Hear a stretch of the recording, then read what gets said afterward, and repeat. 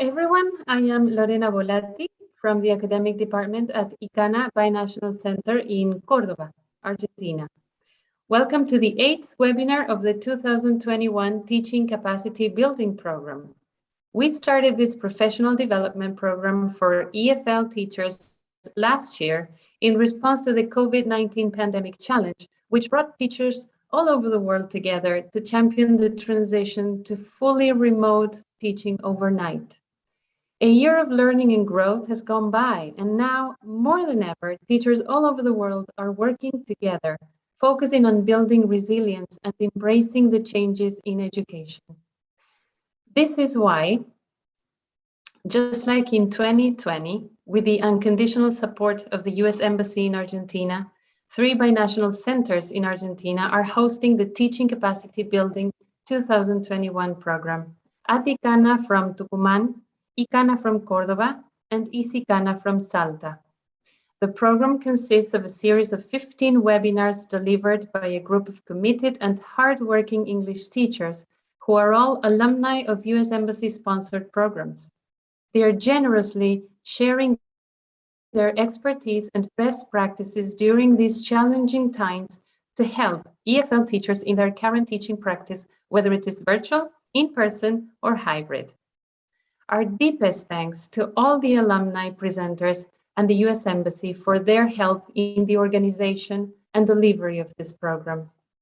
Thank you, Gabriela Marota, Academic Director at ICANA, and thank you, Claudia Corimaggio, Academic Director at ICANA. Thank you, Nori Cerdá, US Embassy official. Before I introduce our presenter for today, I have a few housekeeping announcements. Please type your questions in the question and answer section at the bottom of your screen, as there will be time to answer them at the end of the presentation. The link to download your certificate of attendance will be posted in the chat section. And now, I would like to introduce our presenter for today's webinar, Gonzalo Diaz. Professor Gonzalo Diaz graduated as a teacher of English as a foreign language from Universidad Nacional de Tucumán. He has worked in public schools and a teacher training college and developed his own private language venture, Hands-On English Studio. With his motto, "Teachers never stop learning," he's been involved in different global projects and a wide array of professional development opportunities. Among these, he highlights having successfully completed the ACE, Advanced Certificate in English program from Oregon University with a major in language assessment and the developing an online teaching program by TESOL, thanks to the support of the US Embassy in Argentina. These opportunities have given him a wider and deeper insight into ELT and bolstered his reflection on what the 21st century demands from us educators. As a result, he has taken steps towards keeping himself proactive and open to share what has been learned with colleagues worldwide, which is exactly what he is about to do today with his presentation, OER, Open Educational Resources, a world at the tip of our fingers. Gonzalo will show us how to explore the variety of open educational resources and free educational tools accessible to all ELT teachers and students, while giving us tips to use these resources to enhance language teaching and learning. Thank you, Gonzalo, and over to you. Hi, thanks. Thanks a lot, Lorena. Thanks a lot. Well, we're going to start. So let me share my screen. Oops, I'm up far from where it should be. There I am. Well, first of all, thanks a lot, Lorena, for the kind introduction. And it's so great. It's so great to see us all together again. Okay. I'm so glad to have this opportunity to share with all of you. And this time I'm going to talk about OERs, as Lorena has already stated.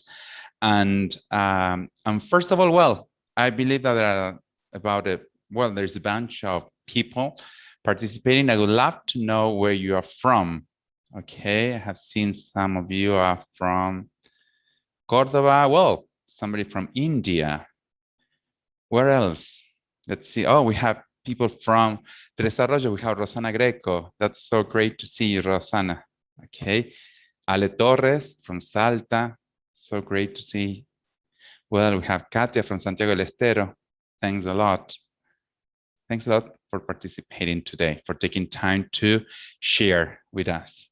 Okay. Well, so we have people from different places, and that's really nice. That's really nice. And that's one of the things that that are connected to OERs. Okay. Oh, people from Buenos Aires too. Okay. While I'm talking, probably on the chat, you will have a link to download this presentation if you wish to do that, okay? So at any moment, you will see that there will be a Drive link for you to download the presentation, okay? So in case that you have some sort of connectivity issues or just want to keep it for yourself and share it with others, that's great, that's okay. Okay, that's one of the ideas of these presentations too, okay? And I'm so glad to have this opportunity to share about OERs, which seems to be something that was, some people might know a lot about, but in my case, it was something new to me when I first started, okay? There you have, well, some ways to stay connected, okay? Instagram handle, Facebook handle, and my email in case you have any questions after the presentation, or in case you want just to add something to the presentation that you think that might be valuable for the rest of us, and we can also share that, okay? So there we can be connected, and that's really important nowadays. Well, how come that is important? Well, last year was a major situation that we've been through. We had a pandemic context and we had lots and lots of questions. We couldn't handle everything. But we made our greatest effort. And that is so important that as teachers, as educators, we decided to face the challenge and not just be, to feel this as a burden, but to feel this as a challenge. And that changed our whole perspective. And we had many questions, and many questions that still remain. And that is important because as long as we have questions, we might still be looking for answers. And that should be a practice that we should keep for our whole life, okay? To be lifelong learners, to be people who have deep questions. And that's something that I've been through thanks to the pandemic, but thanks to other people who helped me to keep that attitude for the last few years, okay? And one of the persons who helped me, one of these people, is a friend of mine. His name is Matt Mary. He's the founder of What If Curiosity-Based Learning. That's a whole project, a whole program that he's been developing for at least 15 years. He has written a book, the book of What If. He has written other books. He has the latest book that he has written, it's on animals, okay, on funny names for animals. And even he on the cover of the book, there is an armadillo that is original from Argentina. So he has been kind enough to choose some animals from all over the world, but particularly one from Argentina. And so I had learned a lot from him. Okay, I met him in 2018. And since then, we've been in contact and learning, and working together. And he helped me see that these questions that we have, for instance, are really important, are paramount for our experience as a teacher. And we should keep them, and we should try to find new answers. And we'll check out some of these questions because that's how I came up. I came upon the OERs, okay? So according to Matt, as a teacher, sometimes we wonder, okay, so what's our view of education, okay? How do we stand in front of a classroom?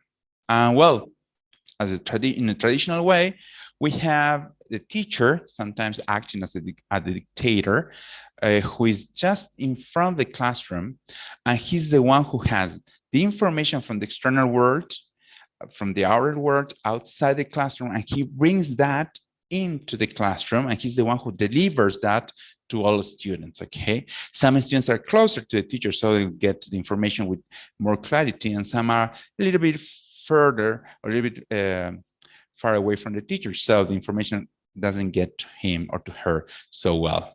So that's a very traditional point of view, okay? So external information comes from outside through the teacher, okay? And the teacher is the one who determines what comes into the classroom and what's left outside. And the students just have to wait for that, okay? The students just need to wait. But, well, we've been through a pandemic, and it seems that that view is not quite okay. So according to curiosity-based learning, we can have a very much different viewpoint on education, okay? External information is always there, okay? And it may come into the classroom from many different sources, even students. And students can be a source or can be a channel through which information may come into the classroom, okay? And the teacher has a very much different role. Instead of being a dictator, he becomes a facilitator for the students. So he's the one who is exchanging information with the students, among them and with the whole class. So external information comes in and out all the time in a more natural way, okay? And that's how we can somehow have a more democratic atmosphere in the classroom. So it's not only that the teacher has knowledge, but the students have knowledge too. And we need to be aware of that. And even it's not only knowledge, but it's interests, it's likes, it's things that affect them, okay? And how that may come into the classroom, okay? We've been through a pandemic year. For the ones who work in the United States or some other countries, you are starting your third school year in a pandemic context. Luckily, I hope, we are leaving this somehow behind, okay? We still have these new variants of the virus, but all the same, most people are vaccinated, thank God. And so, well, we are more protected, okay? And we are more aware of how we can protect others, okay? We need to use face masks and all that. And we are coming to the classrooms and we are having more face-to-face classes, okay? But we have been through these 2 years or this year and a half, we have learned a lot, and we shouldn't miss that. It's not that now that we can have face-to-face classes, okay, let's go back to the traditional viewpoint. No, we've been through a lot of changes. We should keep them. We should treasure, we should cherish those changes and still keep them. If we had the chance to have face-to-face classes, that's beautiful, but we should still rely on some sort of asynchronic learning, okay? It's not that, okay, now that we are in face-to-face classes, we should leave WhatsApp outside of the classroom. Cell phones should be kept outside. We have been learning with cell phones for a whole year. Why can't we introduce in the classroom? And not only cell phones, but other aspects too, okay, regarding formative assessment and many other concepts that have proved so successful last year that we can still use them this year, okay? And it's true that as teachers, and I love this, I don't know, I call it a motto. I somehow have kept it for myself. It's teachers never stop learning. And we can also learn from our students. I'm sure that as teachers of English, we have learned lots of things from our students, and we can still keep on learning from them and from this whole context, okay? Well, so we have a very much different viewpoint when we apply curiosity-based learning to our classroom. And Matt shared with me this question, okay? He has worked with what if questions a lot, okay? And he promotes those kind of questions because you don't get to a yes or no answer, okay? You just open you are just open to a whole gray array of possibilities, okay? And once he shared this with me and with lots of other educators who were hungry, who were feeling hunger to learn, okay? And once he shared this with me, I somehow fell in love with curiosity-based learning, okay? So what if schools could be the great experience for our students, okay? And if we think that schools could be the greatest experience for students, it could also be the greatest experience for teachers too. Okay. Yes, I know schools are work. That's the place where we work, but it's also the place where we share lots of time with our students, with our colleagues. Okay. You know, the ones who are children of teachers, I mean, our children sometimes are the ones who are neglected because we are taking care of so many other things at the same time, too many hats. And but all the same, we know that schools could still be the greatest experience for teachers and for students too. And if we have this question, lots of possibilities are open. Okay, lots of possibilities are open.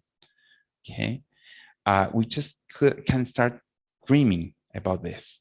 Okay, so what if students' voices and likes could be heard? Last year we had lots of chances to listen to our students, and we still can listen to them, and we still need to listen to them.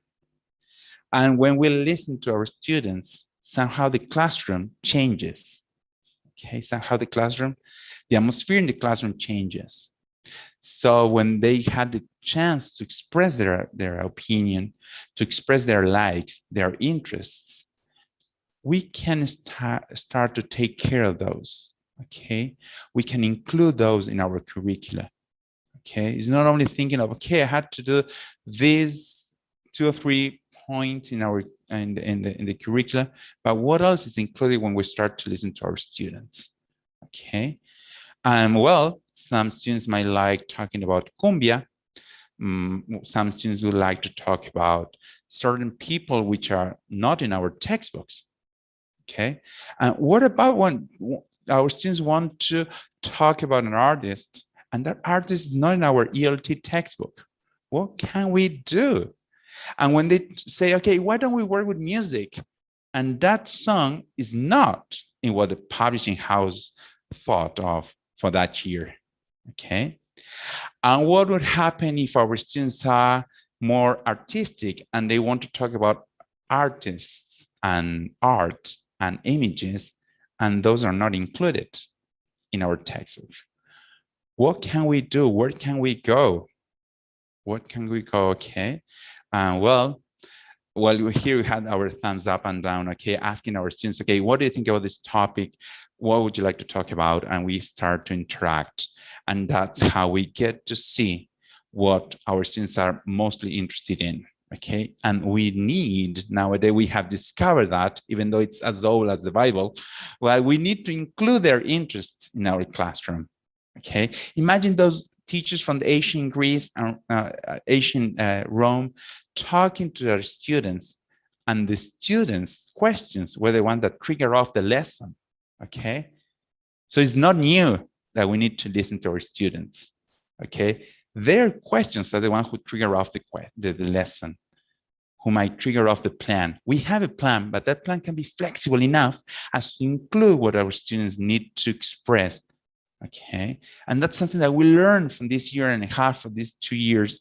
So we need to consider that as the standing point from which we can look up into our curricular, okay, and to what happens into the classroom. And well, that's how, listening to my students, that's how I came upon OERs, Open Educational Resources. I just felt the need to go a little bit beyond what was presented in my ELT textbooks, okay, on the material that I was supposed to deliver, on the things that I was supposed to do in the classroom, okay? And I love this image where you can see this being there who's taking up things from different sources, okay? Okay, he's taking some graphics, some images, some text, some audio, some videos, okay? And he's filling in a box, okay? And probably he will work with that. He or she will work with that and bring it into the classroom, okay? That's somehow what we have when we are talking about open educational resources. First of all, an open educational resource is a high quality material, okay? Okay, it's high quality material. So it's something that is really well done, okay, really well prepared, okay, by some educator or by a group of educators, okay. It has been done and it has been used by teachers, by educators. So somehow it has been proved to be successful or to work in the classroom. Okay, so that's really good. So when we are talking about open educational resources, we are talking about something that has been proved on the field, okay, not only in the lab, okay. And thanks to this kind of material, we can have a different perspective in the classroom, okay. And we are talking about texts, okay. We're talking about images. Why not include new pieces of audio into the classroom, something new, something refreshing, something that our students haven't heard of, or probably have heard of and they have asked us to include in the classroom? Or why not a video? Why not a video now that all of our students seem to be so visually attracted, to be attracted to visual aids, okay? So why don't we include them in the classroom, okay? So we have lots and lots of sources. We'll check on some of them, but we can have tons of new material into the classroom. And that somehow might be troublesome, sure, but at the same time, it can be refreshing. Well, what are the benefits of these so-called open educational resources? The first one, they're free. They're cost-free, okay? So that's really good. So as a teacher, I don't need to pay extra money from my salary, from my wages, to use this material. So it's up there for me, okay, for all of us. So it's cost-free. Okay, how many times do we have the chance to say, okay, I got this for free? Okay, well, now we have open educational resources and they are for free there. Okay, they can be generally they're online. Okay, that's why they're eco-friendly, because you can download them and you don't always need to print them. Okay, sometimes there are apps, there are material you can use online, so you don't always need to print it out. And just one thing, that's a very personal thing about printing out material. You know, I have this sort of movement that I have started. It's not a movement because probably it's just me working on this, but I call it flip the page. I call it flip the page. It's an invitation. It's an invitation for all of us teachers. Whenever we print out material, why don't we flip the page and print it on the other side? It takes longer, I know, but that's somehow we can, that's a way that we can help our planet, okay, and just print and use less paper. Okay, let's all hope to go paperless. That would be beautiful.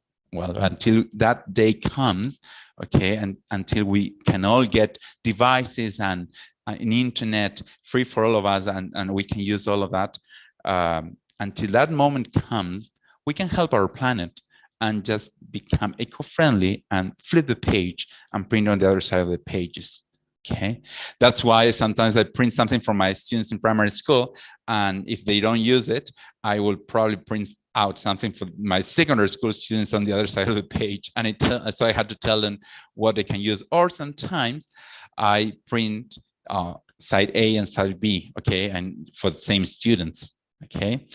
So just a little thing, just a little thing to think about, okay, how we can help and protect our planet.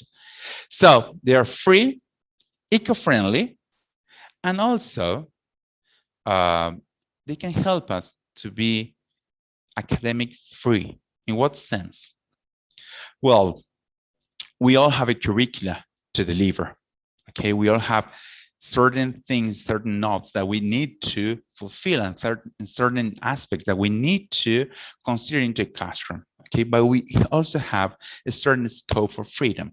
Okay, and we need to be aware of that, and we need to value that aspect into our classroom. Okay, it's not only that we need to teach the present simple, or simple present as you wish, but we also need to use it. So there are different ways to use it. Okay, we can use it on a dialogue, we can use it on creating a video for YouTube, or we can listen to a song that has that aspect present throughout the song, or we can use any other aspect, okay, any other way to get to the same goal. So academic freedom is important, and thanks to open educational resources, we can pick material from different sources and use it in the classroom. Okay, it's not only, it doesn't have to be the same. Every time we teach the simple present, we go to the same song. Okay, we can use with a different song, with a different video. We can use with a different approach. Okay, it all depends on our students too. Okay, so what do we want our students to work with and how we want them to work with also implies that we should be academically free. Okay, that we need to share this freedom, and we should invite our students to feel free about the way that they learn too. Okay, and also they are liberating. In what sense? In the sense that it's really hard to cater for all of our students' learning styles, tastes, likes, interests. And thanks to open educational resources, we can gather this material and use it in different ways. Okay, so probably we can work with different texts in the classroom for the same topic. Okay, it doesn't mean that we need to always talk about the Beatles, though we might love the Beatles. Not all of our students do. So we can use different songs and artists to talk about the same topic, okay? And that is somehow liberating, okay? Because otherwise, since that we are constrained to the same way to teach every single time we are in front of our students, and that shouldn't be so, okay? We can be creative. We can also be, I don't know, somehow a rebel. You know, some of the teachers, these great teachers that I have met during these last few years, have shown me that a little bit of rebellion is not that bad. It's not that bad. Sometimes something that we need in the classroom. I'm not asking you to come with a riot, but I'm asking you to be creative and somehow just let that passion you have inside come into the classroom. Okay, we talked about that last year, and I'm also mentioning that this year that we have some sort of passion inside. Maybe a passion for different things, for music, for musical instrument, for art, even for knitting. But I don't know. It doesn't matter what we are passionate about, but we need to bring that into the classroom, and that's liberating. And thanks to open educational resources, we can do that too. Well, something that is important to know. Okay, all of these open educational material, open educational resources, they're under a license that is called Creative Commons. Okay, thanks to Creative Commons, okay, we can all work on this material, and we can download it, we can use it in the classroom, and we always need to instead of asking for the one who generated this worksheet or who created this video, instead of asking him or her for their permission, if it's under Creative Commons license, we can use it just for free, okay? And we need to acknowledge that, okay? We need to acknowledge that it's not our material, it belongs to somebody else. So it's great when we tell our students, okay, kids, we're going to work with this video. It's not mine. It belongs to this teacher who made it, okay, to this YouTube channel, to this source, okay? We always need to cite the sources, okay, because somehow they've been so generous that we can work with our material, okay? So it's important that we should consider, we should always acknowledge the ones who, the ones who worked on this Creative Commons material, okay? Is there any downsides? Well, one of the things that there is a lot of material when we are talking about open educational resources. There is so much that if we keep on digging on there, we will get a little bit confused. And sometimes we'll say, okay, stop, I need some help, okay? That's one of the things, okay? Sometimes we just get entangled, you know, inside of so much material together. So that's one of the downsides, okay? There is a lot about everything, okay? But well, we are intelligent people, we are professionals, we are education professionals. So we have our own criteria, okay? And that's one of the things that I like about being a teacher, that we have criteria so we can work on this material in different ways, and we are entitled to just pick this material and use it in our classroom. So I know it's a lot, and sometimes just thinking out of the box, it seems to be too much. But as I said before, it's liberating. It's liberating. We just feel so good when we bring to the classroom something that is original or something that is the first time that we will use it. It's refreshing, okay? It's something that we all enjoy, and it's not only that we enjoy, and if we enjoy it as an educator, imagine how much our students will enjoy it, okay? Because it seems, some people might say this, but it seems that according to our face, the way our students act, okay? So if we are not comfortable, probably our students would not feel comfortable either. So if we bring into something new into the classroom, something that we are a little bit more confident about, probably we will share that confidence with our students and they will feel much better, okay? Thanks. Maria Fernanda says that she couldn't agree more, okay? Well, so there's a lot. So we need to apply our criteria. Again, sometimes we should just say, okay, I'm going to stop here because otherwise I will just spend hours just digging and searching for new things. Okay, so we don't need to bring in something completely new. Maybe something that has been renovated, okay? And we don't need to bring 10, 100 new resources into the classroom, probably 2 or 3, but that's new and that's important, that what counts. Okay, things that we should think of. There are 5 R's when we're talking about OERs, okay? There are 5 R's when we're talking about open educational resources. The first one is that we can retain the material. That is, first of all, we need to do some research. It's not that, okay, I want to talk about, I don't know, animals, and I look it up in an OER website. I say, okay, animals, and I just pick the first thing that comes into the screen and I use it in the classroom. Now we need to do some research. It takes time, the most valuable asset that we have. Okay, it takes time. We need to explore, okay, these different resources and use the one that fits the best for our needs and for our students' needs. Okay, so it takes time. That's important. It takes time. But somehow, as that being that we had before, is somehow we are picking things and we are filling in the box, okay, with different projects, with different units for our classroom. Well, so we can keep that material. It's not only that we can just pick it at once and that's all. No, we can keep it. And probably I'm not going to use it right now. I'm going to use it in the future.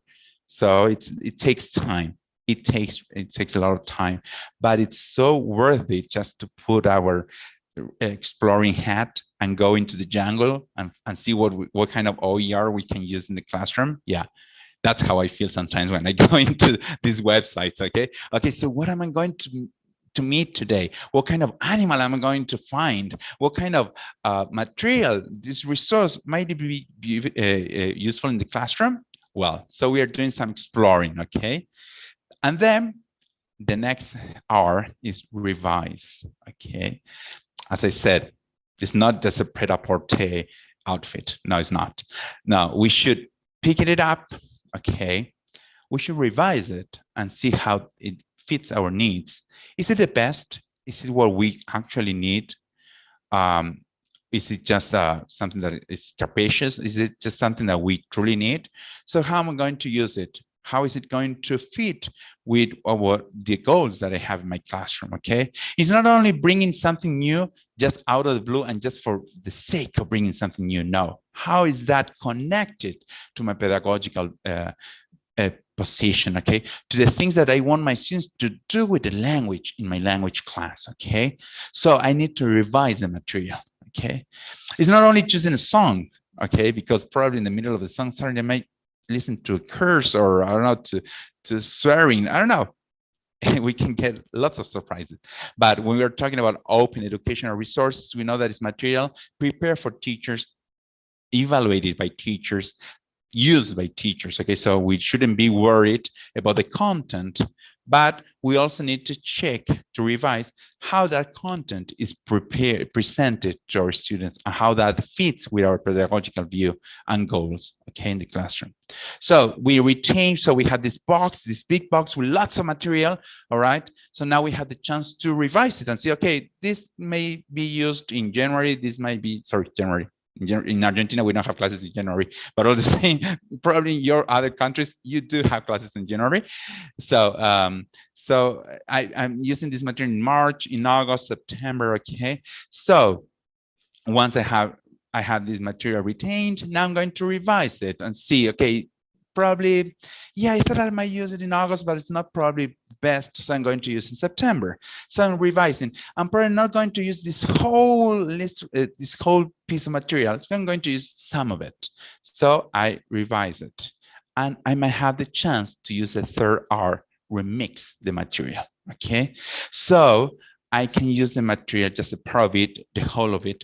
Why don't I mix this with that, okay? Why don't I use this lovely video on animals, and I showing this video to my students. I have done this the other day, okay? I have shown a video to my students about animal abilities and capacities, okay? How this animal can fly, and this can climb trees, and this one can climb rocks. Different abilities and capacities that these animals had. And then I asked them to create their own superheroes and mix them and see, okay, how can we get a superhero mixing a bear with a tiger, okay? An eagle with a fish, okay? Different things that we could remix and create our own superheroes, okay? And we made up a video and we have uploaded that video to YouTube, okay? Because that's how we can do, okay? We can take something that comes in one way, we can remix it, and we can use it in a different way, okay? That's one of the lovely, lovely things of OERs. But these are 3 of the 5 R's, okay? We'll check the 2 other R's lately, because right now, something that is really important is that once we use the material, okay, we should check on how this material works. Okay, because, okay, we have this big box, we have changed it, we have revised it, we have remixed it, we have used it. And now what else? Okay, so before we go to other steps, we need to check if this material really worked or not. Okay, if this worked, okay, we'll see which are the strong points. Okay, and if it hasn't worked, let's see what's weak about the material. Okay, or how we can improve the use of this material next time, okay? But probably our students wouldn't have liked to have used this material, okay? They didn't feel comfortable with the material, for instance, or they didn't enjoy it at all, okay? For instance, okay? So all these possibilities are, oh, I love what Maria Fernanda said, okay? She said that we teachers should be the first curious so we can engage our students. That's so right, that's so true. Thanks a lot. Thanks a lot, Fernanda, for sharing. Okay, so after we check how this material can be used or not, then it comes the 2 other R's that I love. Okay, we can reuse and redistribute the material. Okay, it's not only that we use it once and for all, we can reuse it in a different way with other students. Okay, and it's great when we even reuse the same material with the same group of students, but with a different viewpoint. Okay, we can take the same video and use it in a different way with other students, okay? So they can feel that they can recycle the use of the language, okay? That's from their perspective. And from our perspective, okay, let's be creative about the material, okay? It's not that we have huge libraries to keep all the materials that we have, huge bookshelves. No, we have a limited amount of capacity to keep our material. So why don't we reuse it in a different way? And I know that we all love huge bookcases. I know that we love that, but we cannot keep that. And I tell you that I'm almost one of those people who are obsessed with keeping material, but these last few years I had decided to give. Once in a while, I just prepare a giveaway of material and I just take these books and I give them to somebody, and I have given them to other teachers because somehow we need to reuse the material in a different way and keep some material that we find worthy and valuable in the classroom, okay? But what about redistributing this material, okay? What about redistributing this material? And I can see that Jima is there, one of my friends from Ghana, Africa. It's so great to have her in this webinar. Redistributing this material, that's why I have chosen this map here, okay? It's not only that we use it with the teacher next door.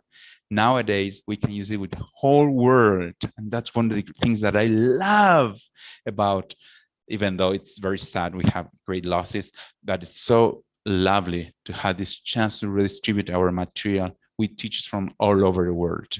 Okay, I will show you some places where you can upload your material and it can be used by other teachers.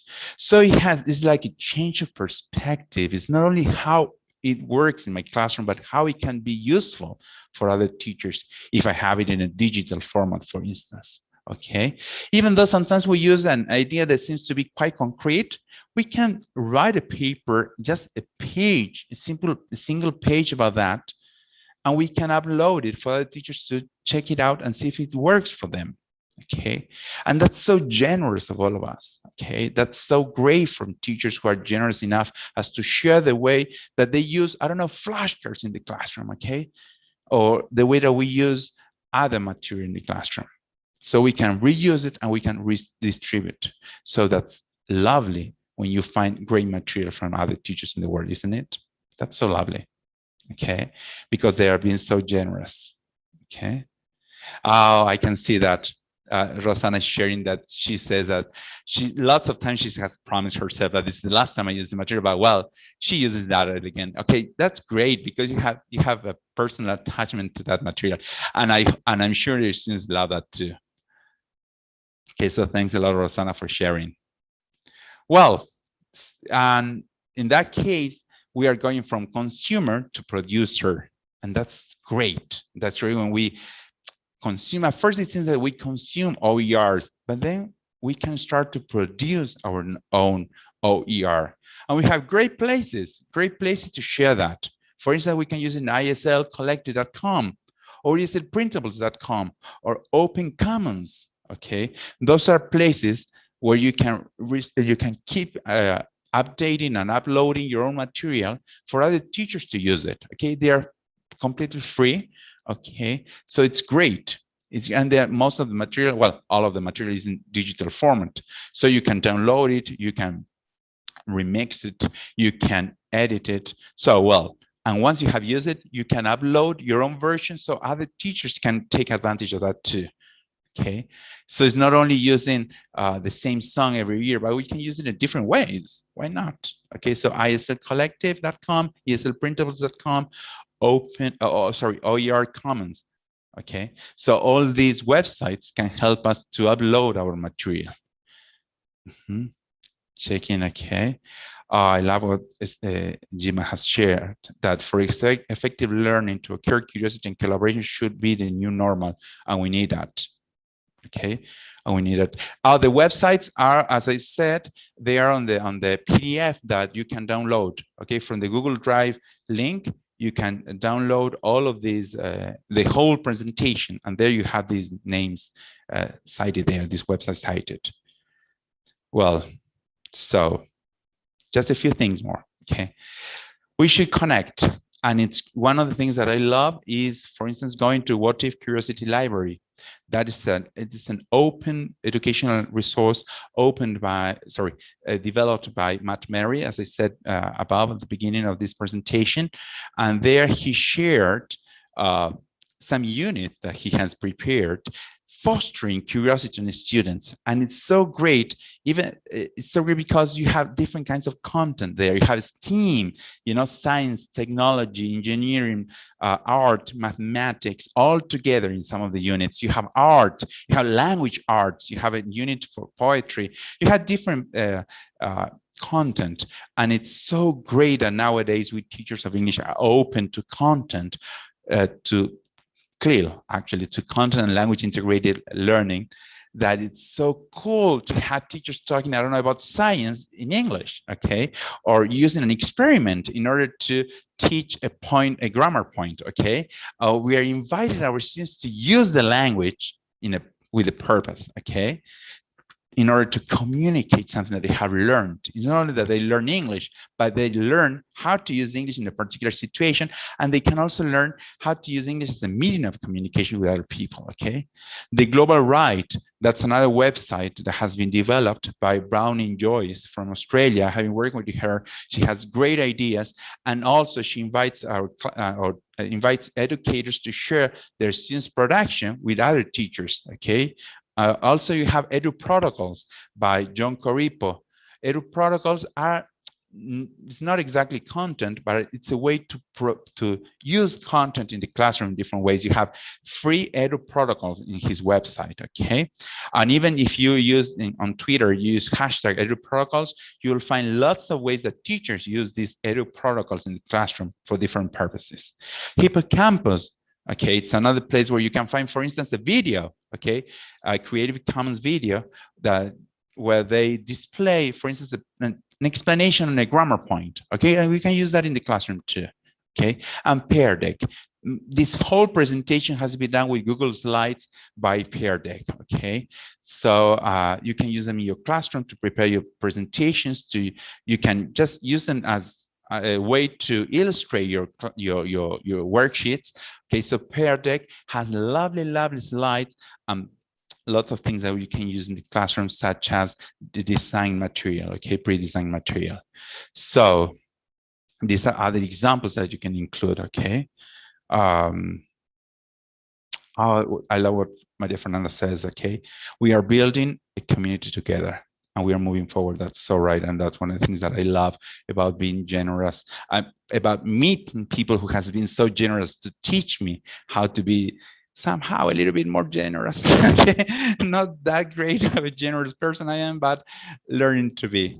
Well, so just coming to an end, okay. I just have a big, huge thank you. Okay, big, huge thank you to, well, first of all, Noris Cerda, who has been our guardian angel, inviting all of us USM alumni into this teaching capacity building program. Again, I'm so thankful to her. I'm thankful to Michael McLean, to Giselle, to, well, the whole team who has been generous and who has been kind, and they have put so much effort into this. All the ICANAs, all the centers, binational centers working, especially with this case, ICANA, okay, celebrating its 90th anniversary. And well, the whole teaching capacity building program team, which is so cool to have these educators working together. Okay, I'm learning from them a lot. And I hope that we can all share these instances of learning in different webinars. Okay, so that's my part. And I hope you have questions so we can keep on talking. Okay, so Lorena, it's over to you.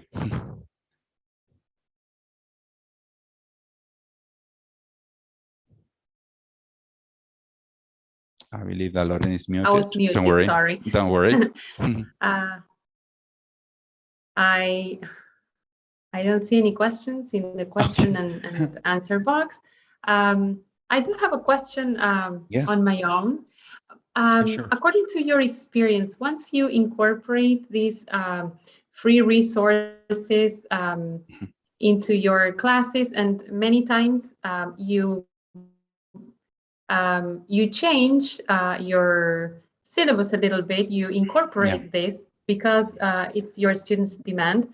Then how do you assess it? Do you make it part of the assessment that you do on students? How do you handle that? Yeah, well, it's important to think of how we assess, okay? It's important how we plan, actually. My plans, or I believe that we should keep flexible plans in the sense that we have our end, we're goal in mind, we keep our goal in our mind, okay? And then we start to see how we can assess, the whole process. And we should leave some room for flexibility there. Okay, so we know, okay, we're going to work with a song. That's probably my thought at the beginning. But probably it's not only a song, but probably it's a song and a poem, okay? Because I'm changing a little bit of the content, but it also follows the same goal, okay?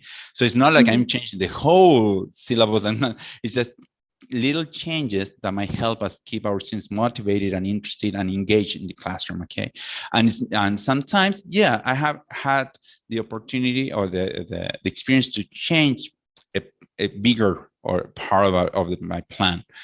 In those cases, it was just a little bit riskier, okay? I decided to take the risk to go a little bit beyond that.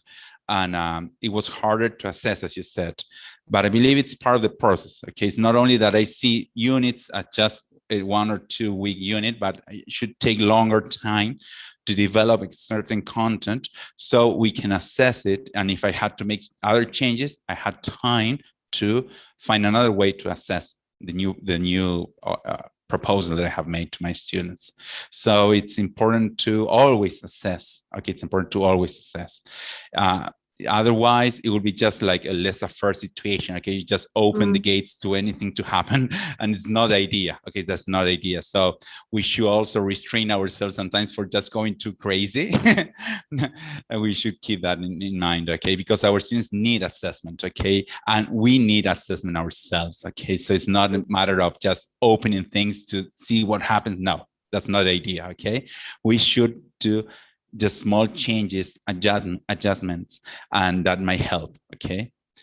Okay, well, thank you very much. There is a question by Katia. Could you share with us, if possible, some sites with interactive activities? Yeah, well, there are lots of sites where you can go for interactive activities. Okay, we have, for instance, Pear Deck. It has a paid version where you have the chance to use interactive Google Slides. Okay, then you have I Love Edpuzzle as a way to assess what my students have been working with. You can upload a video from YouTube or your own video, and you can pause in different moments and you can ask questions to your students, and your students start to answer those yes/no questions or open questions, and then you assess those questions and just give them a grade or give them feedback on that. One of the things that I love is Flipgrid. It's a tool that I absolutely have fallen in love absolutely with that. Flipgrid, it's a way to, for instance, you invite your students to watch a video, okay, or a text. Even you can just offer them some sort of a stimulus, okay, and your students can react to that in different ways. And there was a time in which Flipgrid was only a grid of videos of your students. Each student would post a video, but nowadays you can upload a video, you can upload a text, an audio message, or images in order to for your students to respond to the material. I believe that somebody is asking for some to write, so I'm going to write them. Flipgrid, Edpuzzle, which was the other one that I mentioned, Pear Deck. Okay, and also, well, there are some other, I can't remember all of them. Remember that Romina Maracita, she's so great about those interactive resources that she named I'm just going to get, sorry, I just got lost about the name. Socrative, that's another one. That's a beautiful online resource, okay, where you have interactive activities that you can use. Okay, most of them, what is interesting that you create them. Okay, in the case of a puzzle, you can find, okay, you can find material from other teachers, but it's great when you have the chance to generate your own material. Okay, then you have quizzes. Okay, those are other websites. What about Voki? Okay, here Maria Fernanda mentioned Voki. Okay, Voki is a place where you can find interactive stories. Nowadays, I believe that Voki is no longer for free. You had to create an account, you had to pay. Okay, but there was a moment in which it was for free, and if you had an educational account, and it was so great to be used. You could use those stories online at a synchronous process, okay, but you couldn't use it in an asynchronic moment, okay. Oh, thanks. There you have Socrative. Miguel Angel shared that. But well, you see, in the case of Voki, I believe that nowadays you have to pay. And what was great about Voki was that you also have lots of extra material, okay, to use there. Had lots of PDF and lots of teaching ideas to be included in the classroom, but it's not always possible to have them for free. Not nowadays, not any longer, I believe. But there was a time last year when it was, and I used it a lot because the stories were just lovely. Okay. Thanks a lot for I believe that I've seen that the resources I mentioned are on the chat room. Yes, they are right there. And I believe there are no more questions. So thank you for sharing your insights, Gonzalo, and showing us how to use different free resources. Thank you all for joining us today. Thank you again to the US Embassy for their support. And we invite you to register for the next Teaching Capacity Building webinar that will be held in October, hosted by Aticana. Please notice that the October webinars will be broadcast every Friday at 5 p.m. The first one will be on Friday, October the 1st at 5 p.m., Flipping Classrooms for Significant Learning During COVID-19 and After, presented by Edith Luna Villanueva. Please check our social media for the registration link. And well, thank you very much for joining us. And thanks a lot. Goodbye.